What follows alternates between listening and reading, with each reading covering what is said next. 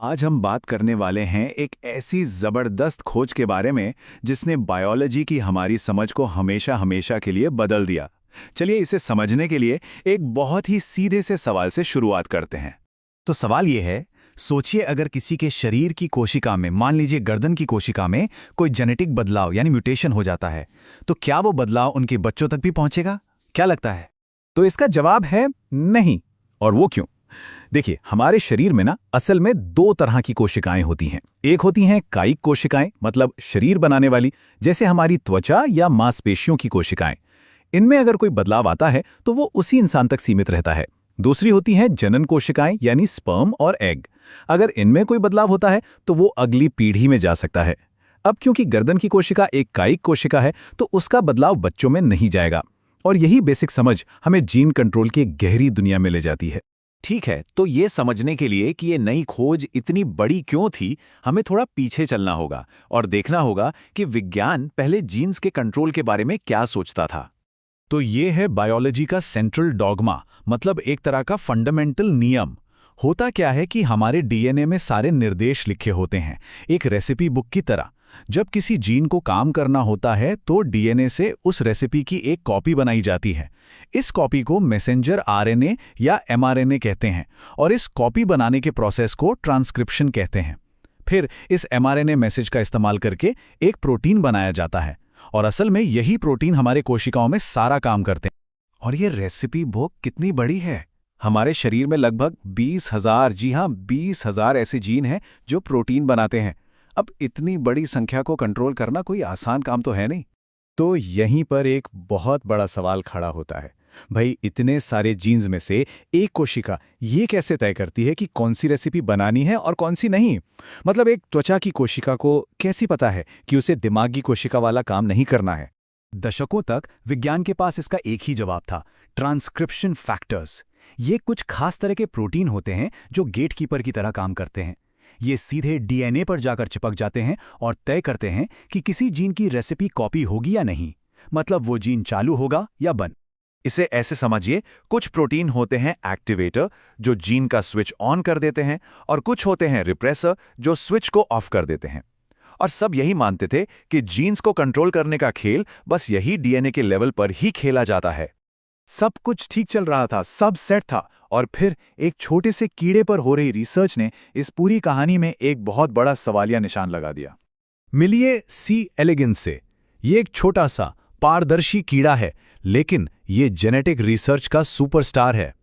वैज्ञानिक इसके दो जीन्स के बीच के रिश्ते को स्टडी कर रहे थे, लिन4 और लिन14। और यहीं पे कहानी उलझ गई। ये तो साफ साफ दिख रहा था कि लिन4 जीन लिन14 जीन को कंट्रोल कर रहा है, पर एक बहुत बड़ी गड़बड़ थी। लिन4 जीन कोई प्रोटीन बना ही नहीं रहा था, और अगर कोई प्रोटीन ही नहीं है तो फिर वो गेटकीपर कौन था जो जीन को कंट्रोल कर रहा था? तो ये सवाल सीधा था, लेकिन जवाब किसी के पास नहीं था। बिना प्रोटीन बनाए कोई जीन दूसरे जीन को कंट्रोल आखिर कैसे कर सकता है? ये तो विज्ञान के अब तक के सारे नियमों के एकदम खिलाफ था। और इसी नामुमकिन से सवाल के जवाब ने बायोलॉजी की एक पूरी नई दुनिया के दरवाजे खोल दिए, और इस दुनिया का नाम था माइक्रो आरएनए। तो आखिर ये हो कैसे रहा था? देखिए, स्टेप बाय स्टेप समझते हैं। पहला, लिन4 जीन एक प्रोटीन नहीं बल्कि आरएनए का एक बहुत छोटा सा टुकड़ा बनाता है। दूसरी और सबसे जरूरी बात, ये छोटा आरएनए, जिसे हम अब माइक्रो आरएनए कहते हैं, किसी प्रोटीन की रेसिपी नहीं है। इसका काम कुछ और ही है। ये क्या करता है? ये दूसरे जीन यानी लिन14 से बने एमआरएनए मैसेज को सेल में ढूंढता है और उससे जाकर चिपक जाता है, और बस जैसे ये होता है वो एमआरएनए मैसेज ब्लॉक हो जाता है। वो कभी प्रोटीन बन ही नहीं पाता, उसे बनने से पहले ही चुप करा दिया जाता है। तो ये इतना बड़ा बदलाव क्यों था? देखिए, पुराना तरीका एक लाइट के स्विच जैसा था, ऑन या ऑफ। आप जीन को या तो चालू करते हैं या बंद, बस। लेकिन ये जो नई खोज थी, ये एक वॉल्यूम कंट्रोलर की तरह है। मतलब मैसेज यानी एमआरएनए तो बन चुका है, लेकिन ये माइक्रो आरएनए आकर उसकी आवाज को कम कर देता है या पूरी तरह म्यूट कर देता है, उसे प्रोटीन बनने ही नहीं देता। तो अब आप समझ सकते हैं कि ये खोज कितनी जबरदस्त थी। पर ये इतनी जरूरी क्यों थी कि इसे मेडिसिन का नोबेल प्राइज मिला?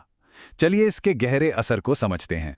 क्योंकि ये कोई छोटा मोटा सुधार नहीं था, ये जेनेटिक कंट्रोल की एक पूरी नई लेयर थी। जीवन का एक ऐसा जरूरी सिस्टम जो हमेशा से हमारे अंदर काम कर रहा था, पर हमारी नजरों से बिल्कुल छिपा हुआ था। और इसके असर बहुत दूर तक गए। इसने हमें बताया कि हमारे 20,000 जीन्स को कंट्रोल करने का एक और तरीका भी है। ये हमारे शरीर के सही विकास और कोशिकाओं के काम करने के लिए बहुत जरूरी है। ये हमारी कोशिकाओं को माहौल के हिसाब से ढलने में मदद करता है। और शायद सबसे बड़ी बात, इसने बीमारियों, खासकर कैंसर जैसी बीमारियों को समझने और उनके इलाज के लिए रिसर्च का एक बिल्कुल नया रास्ता खोल दिया। तो इस पूरी खोज का सार इस एक लाइन में है। माइक्रो आरएनए की खोज ने यह दिखाया कि जीन का कंट्रोल सिर्फ डीएनए लेवल पर नहीं, बल्कि उसके बाद भी हो सकता है, सीधे मैसेंजर आरएनए को रोककर। एक सीधा सा वाक्य, लेकिन बायोलॉजी के लिए इसके मायने बहुत गहरे हैं।